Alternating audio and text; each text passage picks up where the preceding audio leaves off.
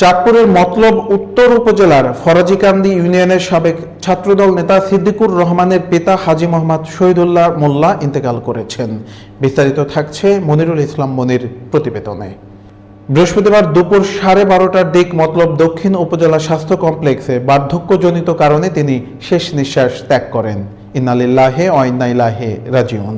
মৃত্যুকালে তার বয়স হয়েছিল 87 বছর। মরহুম হাজী শহীদুল্লাহ মোল্লার স্ত্রী, 7 ছেলে 2 মেয়ে সহ অসংখ্য গুণগ্রাহী রেখে গেছেন। বাদে এশা দক্ষিণ চর মাসুরা ঈদগাহ মাঠে জানাজা শেষে পারিবারিক কবরস্থানে তার মরদেহ দাফন করা হয়। জানাজার নামাজে অংশ নেন শিল্পপতি নূর উদ্দিন পাটোয়ারি, জেলা যুবদলের সাংগঠনিক সম্পাদক ফয়সাল গাজী বাহার, মতলব উত্তর উপজেলা বিএনপির সাংগঠনিক সম্পাদক মিয়া মঞ্জুর আমিন স্বপন সহ বিভিন্ন নেতৃবৃন্দ ও এলাকার বিশিষ্ট ব্যক্তিরা। মরহুমের মৃত্যুতে পরিবারের শোকের ছায়া নেমে এসেছে। তার আত্মার মাগফিরাত কামনায় দোয়া করা হয়।